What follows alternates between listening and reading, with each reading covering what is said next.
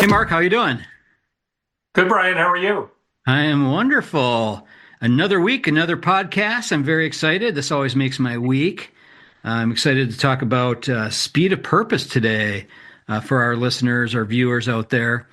We thought we'd start off this Gapology Guys series with just really going through the book and making all the books that we have and just make sure that we sort of level set everyone around what Gapology, IMBAR, and now Speed of Purpose are really all about. So, love to for you to kick this off, Mark. Well, I figured you'd want to talk about the Kansas City Chiefs' speed of purpose. I I can't believe you left that out. I know. Well, Congrats you know, on being in the Super Bowl once again. yeah. Well, I do have my light is turned red for the next 2 weeks in the background here. So, uh, yeah, no, we're excited here for sure. A lot of people here weren't totally confident they were going to be able to get there with how they performed throughout the season this year. You know, just barely scraping by, getting some lucky, field goals and things like that, block field goals, and but we're excited. The team seems to be running on all cylinders now. So yeah, we're very Well, excited. had the Bills had a little more purpose, they could have won. Yeah, maybe that was their problem. I don't know. Yeah, when it comes down to like one catch or something, it Yeah, pretty definitely. significant. Yeah, I had some calls earlier this week, and we all went around the room and introduced ourselves and everything, and most everybody was talking about where they're from and their football teams and all this kind of stuff. And I was the very last person, and I said, "You guys are all going to hate me." But I live in Kansas City and I'm a massive Chiefs fan. So, and I could just hear the boo and everything. So, but it's a fun time of year certainly, and we're excited for a possible three-peat action. Yeah, but again, I would suggest a team with purpose. Yeah, yeah, it makes a big difference, right? Yeah, yeah. Well, let me give you a couple things here. So, according to the Harvard Business Review, 80% of Americans don't have their dream job when they're surveyed. 80%. So that's a troubling statistic. And then if you go to Gallup's research, they report that 51% of American workers are disengaged. Hmm. Wow. Yeah, yeah, that's crazy. Those stats are Wow. insane. So we wrote a book called Speed of Purpose because we found in our Gapology work that teams that had a purpose, in addition to executing Gapology, but teams that had a purpose outperformed the rest of the group. And so we went back into the research and did much more research and tried to fully understand what speed of purpose looked like, and we found it. So our studies showed that speed of purpose, meaning a team that had purpose, compared to a team that did not, were 2.8 times as productive. And we saw examples of teams that were 10 times as productive with purpose. So it could be much greater than the 2.8, but we didn't want to exaggerate it. So we wrote a book called Speed of Purpose about how to achieve 2.8 times um, the speed of, the productivity rate that you're currently achieving. And we created, similar to Gapology, a 3x3 framework where we had three drivers of purpose, and then for each of those three accelerators of purpose, and trying to capture what these teams that were, outperforming the rest had. And it really came together beautifully well. So what do you think? Yeah. So one of the things I was writing down there. So when you were talking about the Gallup poll, I thought that was super interesting when I read it. So they were saying the 51% were actively disengaged. So just think about what that means. So as an organization, we absolutely want our teams engaged in the things that they're doing, the things that we're paying them to do. And and really purpose is that, I think, that linchpin to connect people to the things that they do. And if we're not clear on our purpose, I don't think people really connect with why they are doing the things that they do. Yeah. Yeah. So true. So purpose really adds meaning, to work. It's the why we do what we do. And work is no longer work when you have purpose. So it literally changes the relationship to work and therefore changes everything. And where we've seen it work best is when the purpose is simple and it's known by all. And what's happening in the remote work environment, which we've seen since COVID, is more disengagement, significantly more, and leaders having a difficult time to understand the engagement level of their team because they can't read the body language, they're not with them. It just changes everything. So in today's world, a purpose for your organization, for your team, whatever you operate is more significant than ever, and it's critically important. And to your earlier point, what it does is it creates engagement. Purpose creates engagement, and engagement creates discretionary effort. You may want to write that one down. Mhm. That's a big deal, leaders.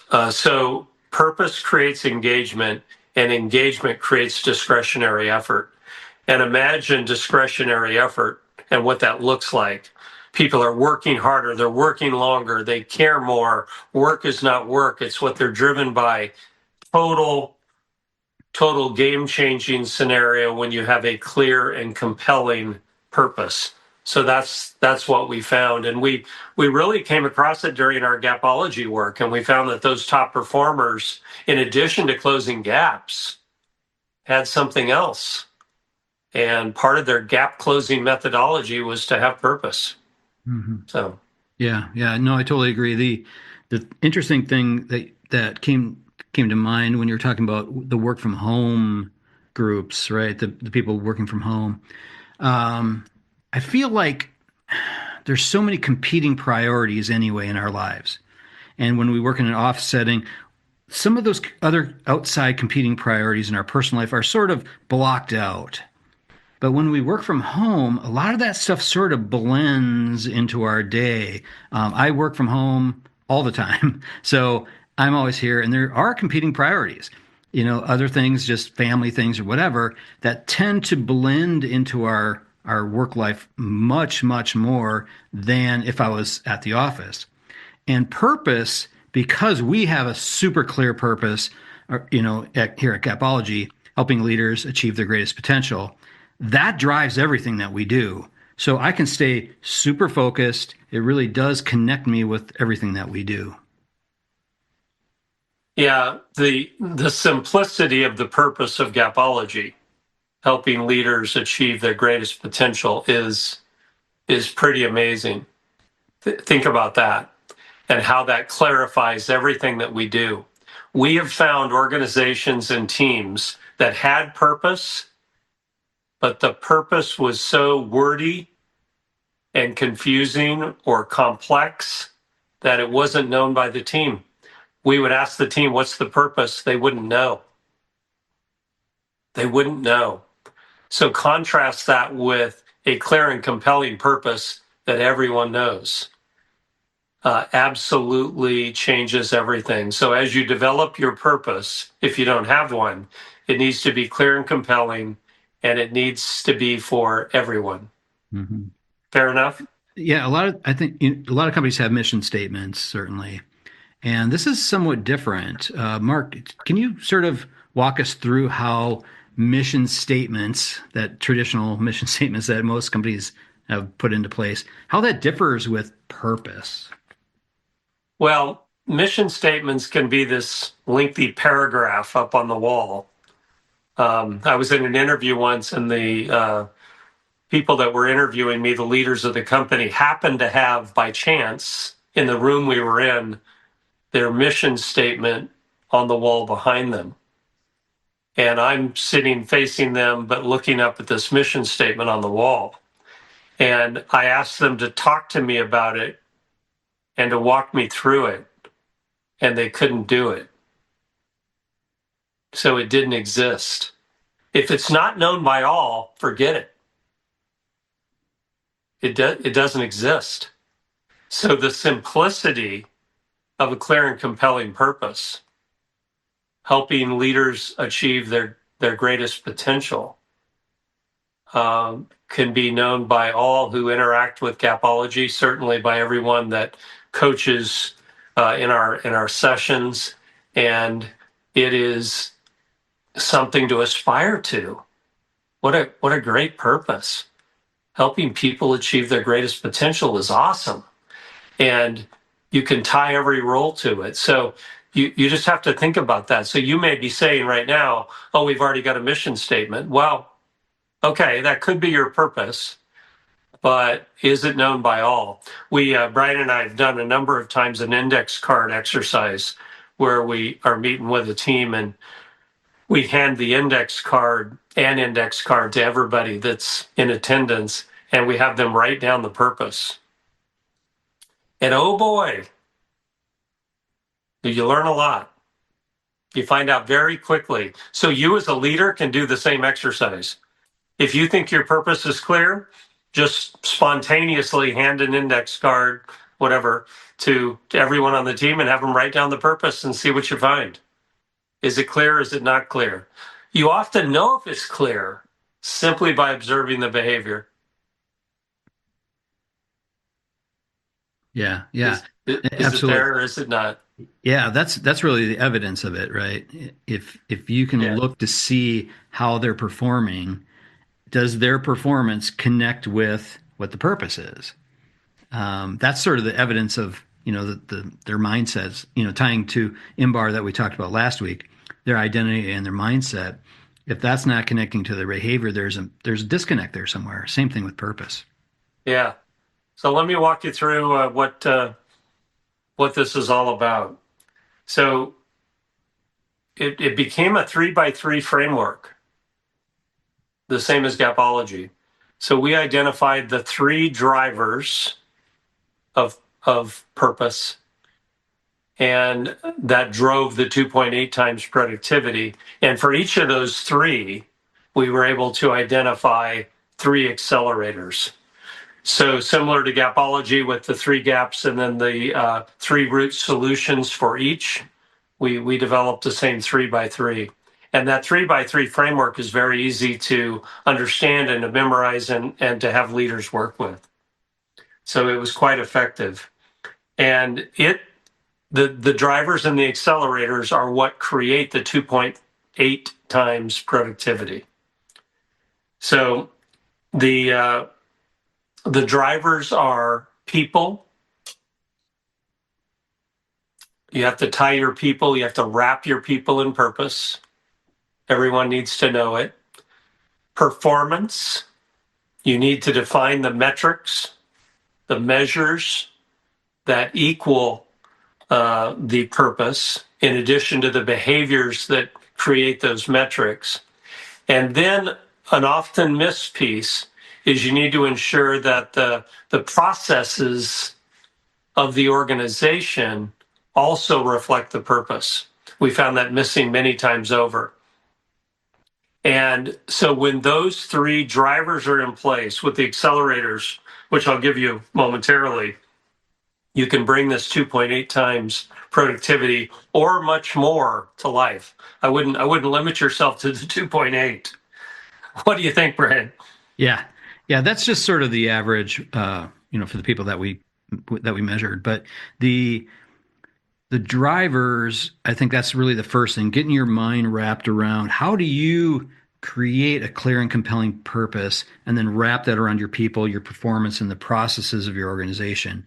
You're really working through that. Take your time with that. Sometimes that can be lengthy. Often people sort of stop with the people part of it. While that I think is probably the most important, but the other pieces, if they're missed, a lot of times that will create problems. Yeah, they don't shore it up. Right.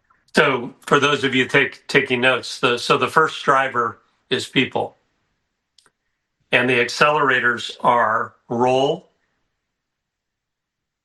ROLE, rituals, and rhythm. So we found that those that were achieving the 2.8 times and beyond had defined the purpose for every role in the organization. Everybody had a part to play.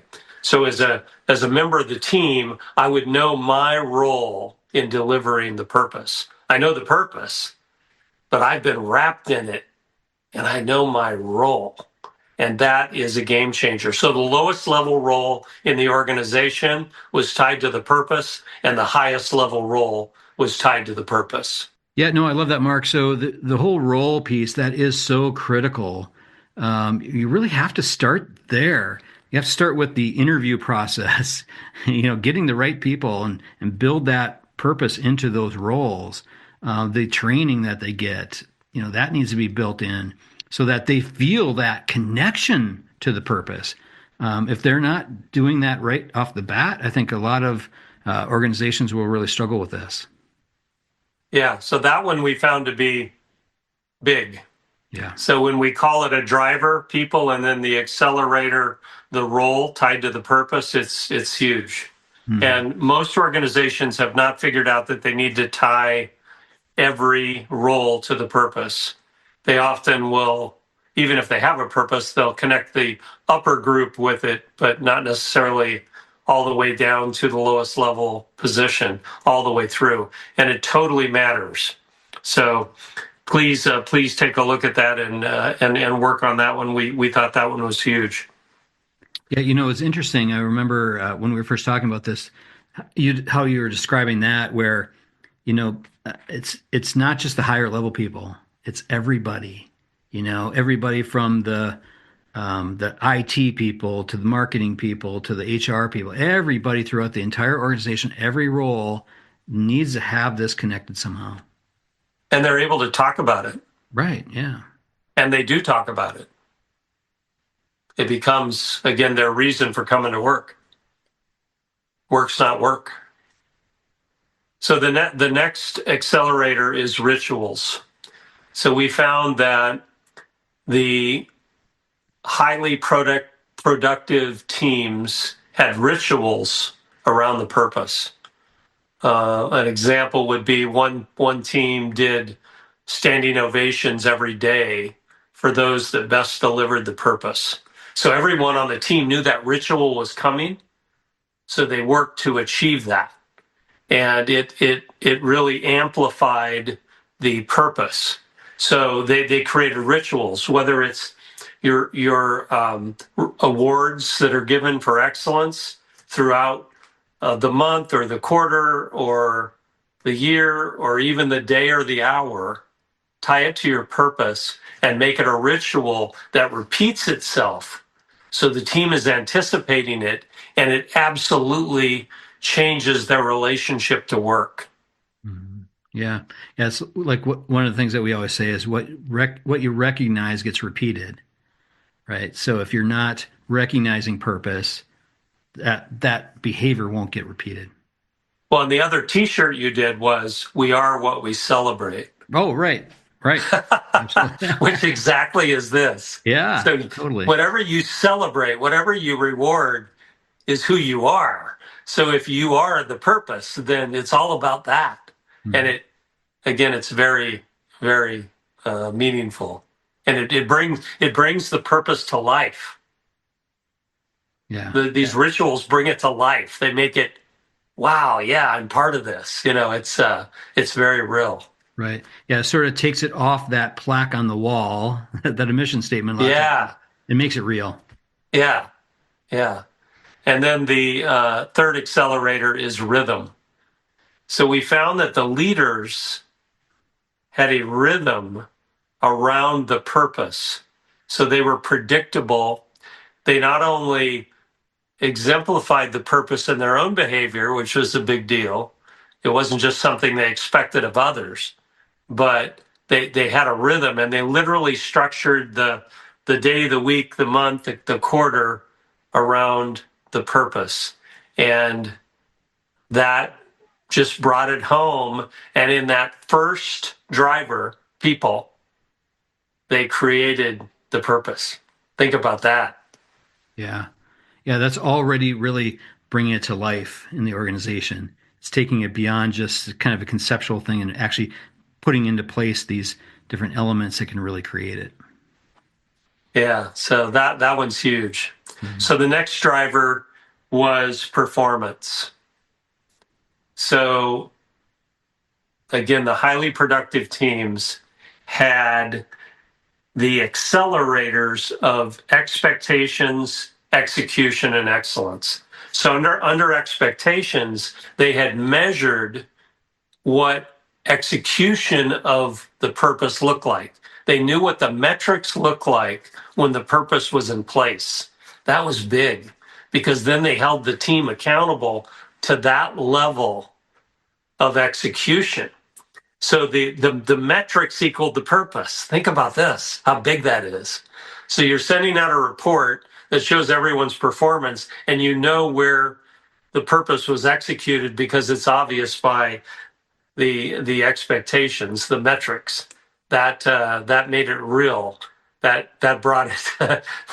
that put it in front of everyone, and it showed you the difference between the behavior of many.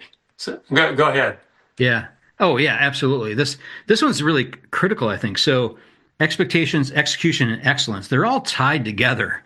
So if you're not clear on your expectations, if your team doesn't know really what to do and how to do it, if they're not measured, if they're not, the whole behaviors and results element, if that's not clear, they're not going to execute. Right. And so if you don't build purpose around your expectations and your execution of those expectations, you're never going to achieve that excellence, which is that third driver. So that's really setting that bar where you believe excellence really is and holding your team accountable for that. Yeah, and what we found was the top performers had gone out and observed their greatest uh, executors, the people that were delivering the purpose, so that they would fully understand what the expectation should look like. So they understood that, oh, wow, when we do the purpose, here's what we get. So they were connected with the number, whatever that is, that measured it with the purpose. And that changed everything.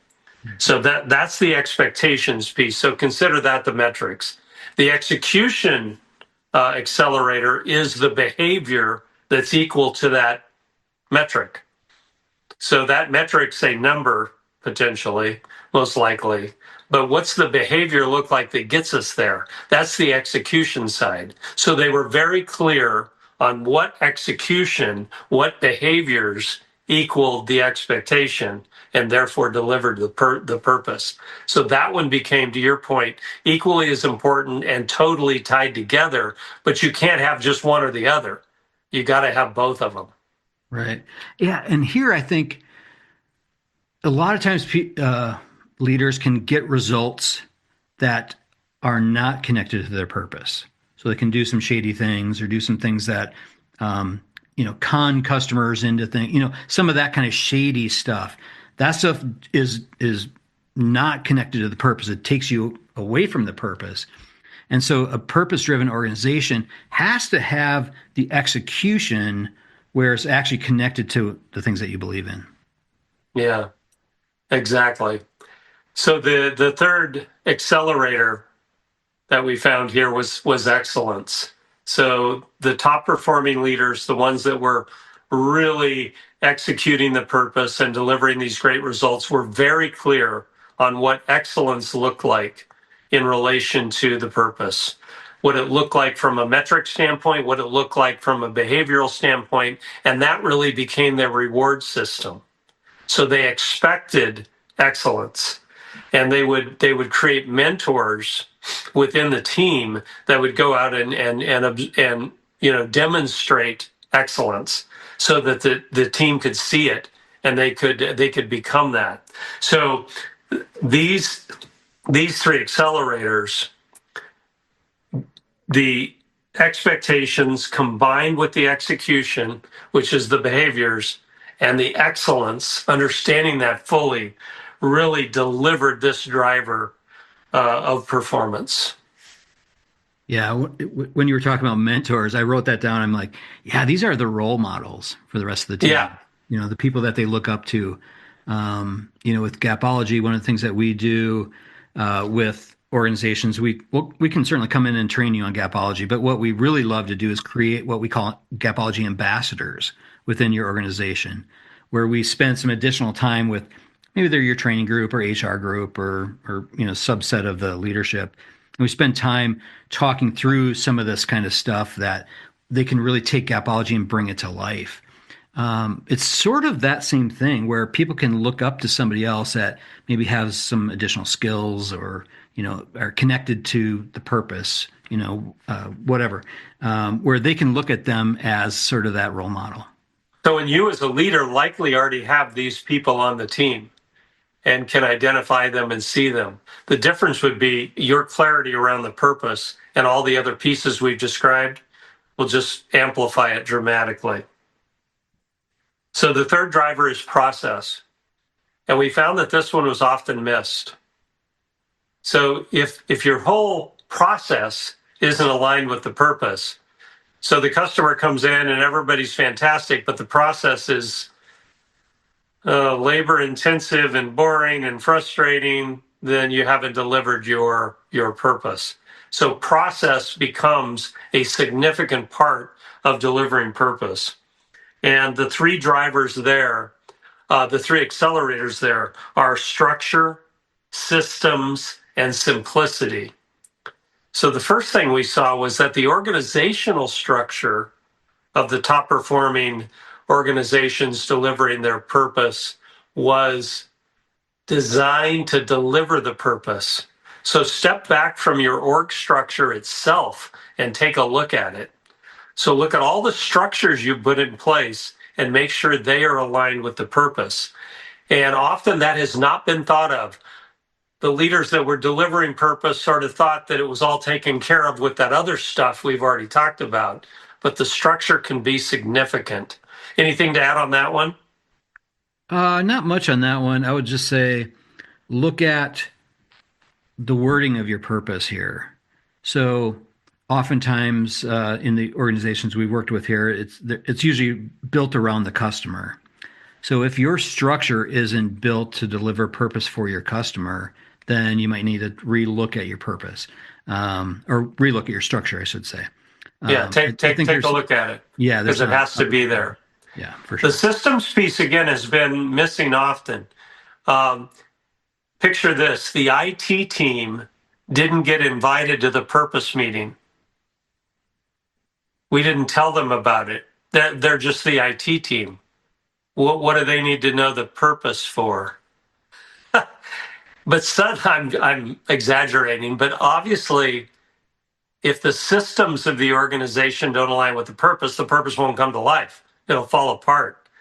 And the IT team is critical as an example to delivering the purpose. So the systems that you've created for your organization have to be aligned with the purpose. Literally everything has to be aligned with the purpose.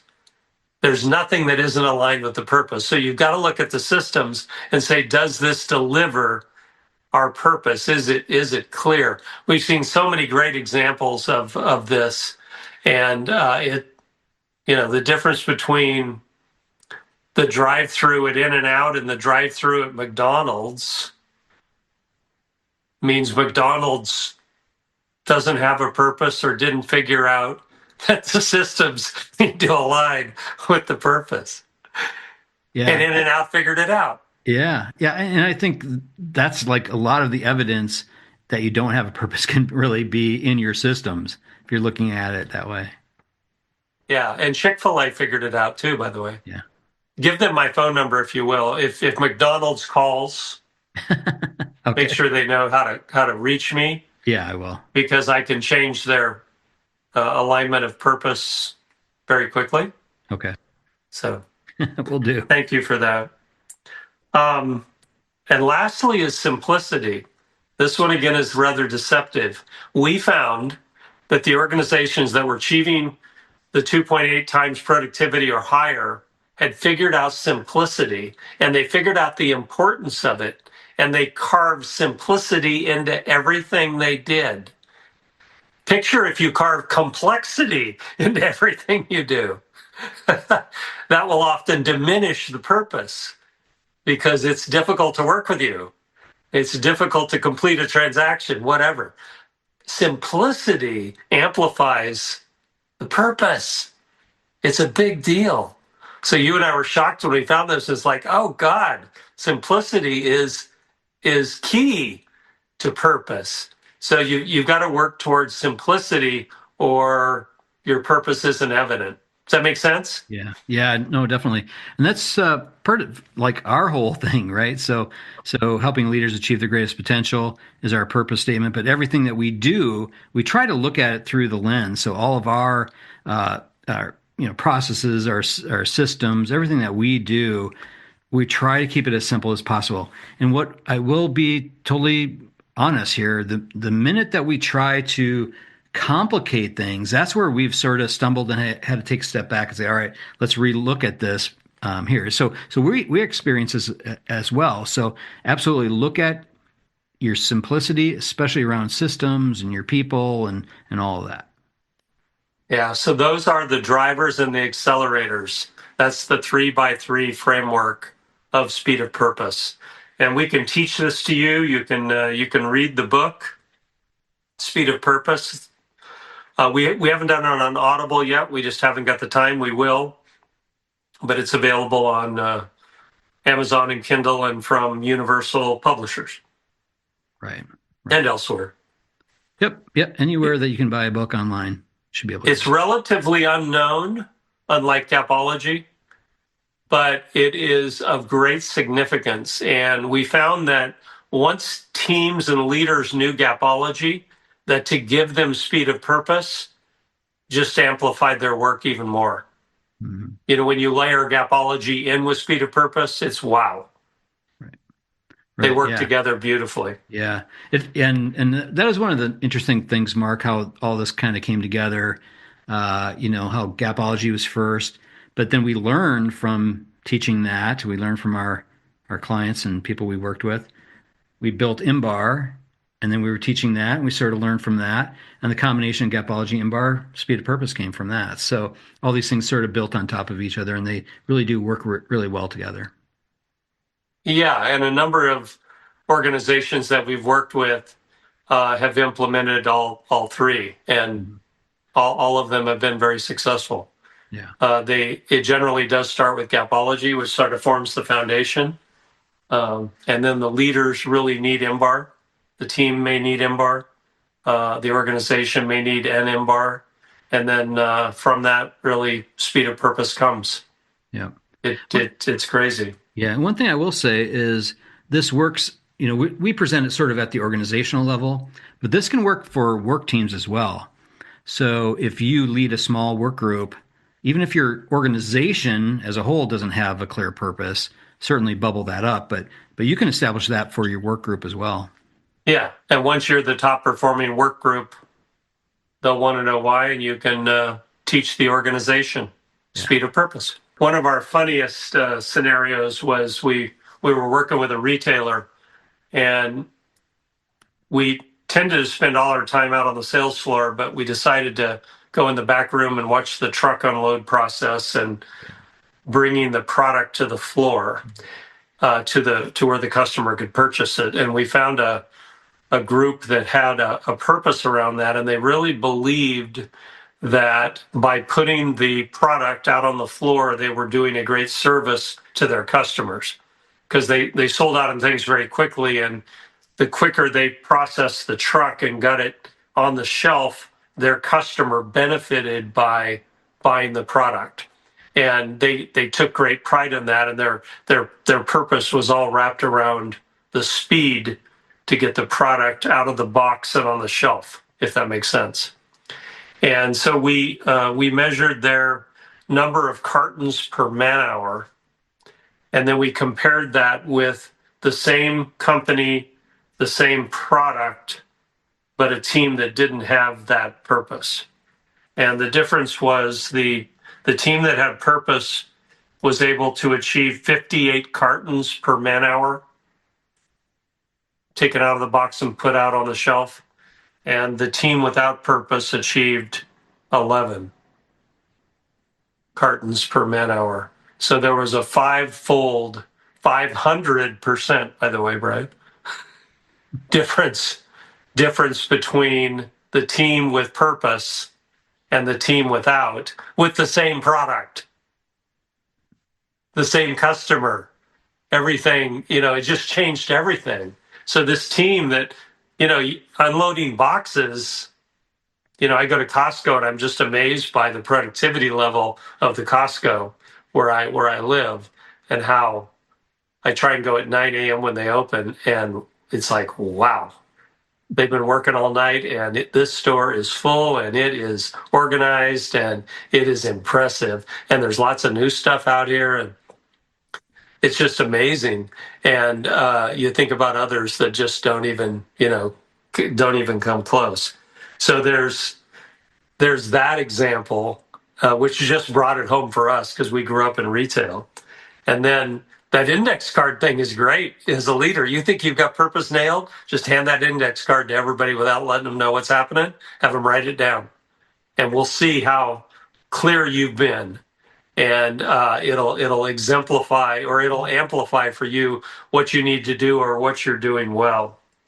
The other thing I wanted to share with everybody is the starting point for Speed of Purpose. We often will have a group fill out a storyboard. Let me just walk them through the elements of that. It's pretty interesting.